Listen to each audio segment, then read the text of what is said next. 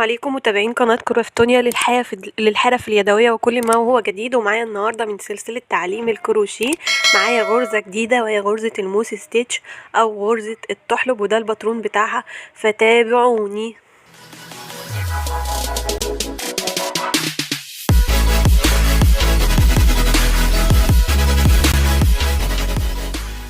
وهنبدأ مع بعض النهاردة غرزة الجرانيت ستيتش أو الموس ستيتش أو غرزة التحلب. والغرزة دي عبارة عن مزج بين غرزتين أساسيتين وسهلين جدا، اللي هي غرزة السلسلة وغرزة الحشو.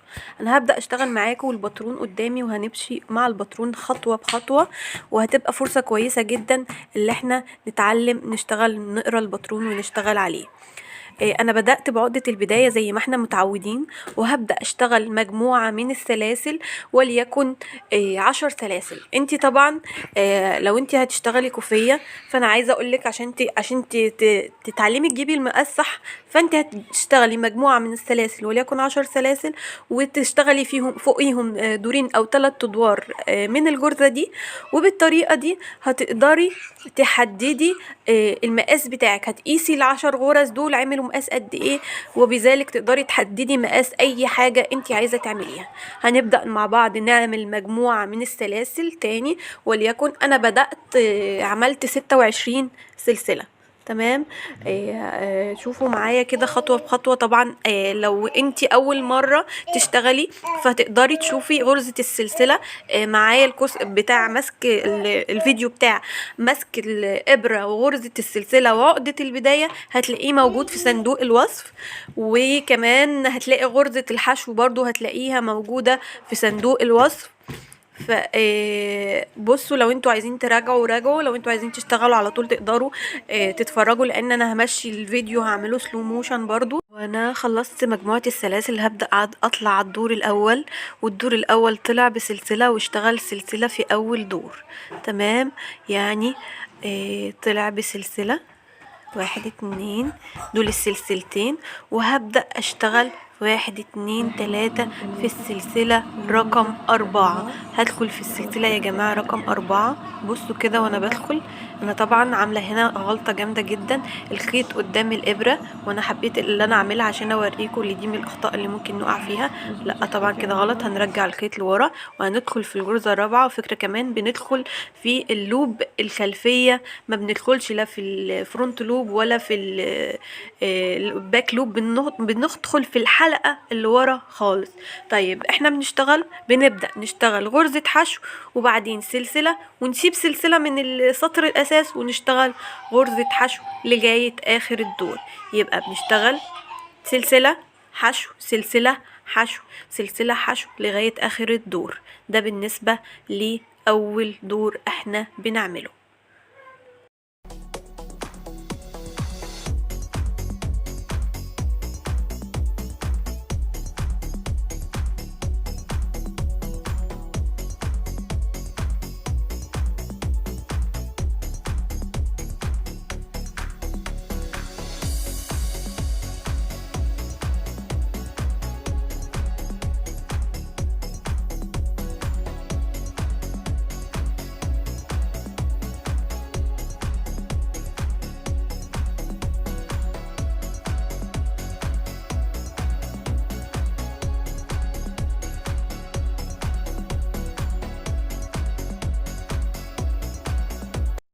وصلت لاخر الدور، وحبيت اللي انا ابينه لكم، بس لازم تعرفوها، لازم اخر الدور عندنا يا جماعه يكون غرزه حشو. اخر غرزه بنشتغلها في الدور لازم يكون غرزه حشو. تظبطي نفسك وتظبطي الجرز بتاعتك وتظبطي عدد الجرز بتاعتك على كده، ان انتي لازم اخر دور معاكي يبقى غرزه حشو. هنبدا نبص على الدور التاني، وهو برضو ارتفع سلسله واشتغل فوق غرزة الحشو اللي تحت، اشتغل عليها سلسلة، وبدأ اشتغل في اول فراغ غرزة حشو. تمام، يبقى انا كده في اول 2 بدور على اول فراغ. ايوه ده اول فراغ، اسحب اخد منه اعمل غرزة حشو. تمام، وبعدين اشتغل سلسلة فوق غرزة الحشو وحشو فوق غرزة السلسلة. ده لنهاية الدور. كده انا بعمل حشو فوق السلسلة، وبعدين سلسلة فوق الحشو، وبعدين حشو فوق السلسلة، وهي دي فكرة الموسي ستيتش. وبنكمل معانا لاخر الدور. وزي ما انتوا شايفين اخر الدور هنا لازم يبقى غرزة حشو، يبقى اخر كل الادوار لازم يبقى غرزة حشو، نركز في النقطة دي جدا.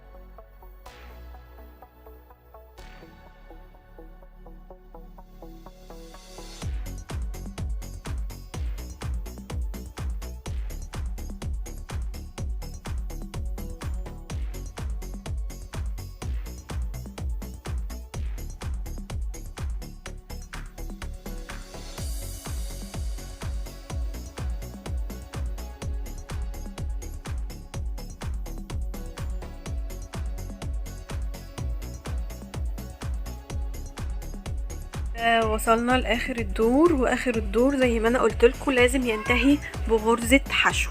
تمام، اشتغلت انا كده في اخر دور غرزة حشو، هبدأ اخرج هطلع الدور اللي بعده. الدور انا كده في الدور التالت، والدور التالت قالك برضو هنطلع سلسلتين. تمام، هنطلع سلسلة ونشتغل سلسلة فوق غرزة الحشو الاخيرة اللي انا عملتها. يبقى هطلع بسلسلة واعمل سلسلة كمان وادخل. انا كده عملت كام سلسلة؟ عاملة واحدة بس كده. انا 1 2 هعمل 2 وابدأ ادخل اعمل فوق الفراغ اللي تحت اللي هو غرزة السلسلة، هعمل فيه غرزة حشو، وهبدأ اشتغل لغاية اخر الدور بنفس الطريقة. غرزة سلسلة فوق الحشو وغرزة حشو فوق السلسلة لغاية اخر الدور، وهنكمل الغرزة بنفس المنوال.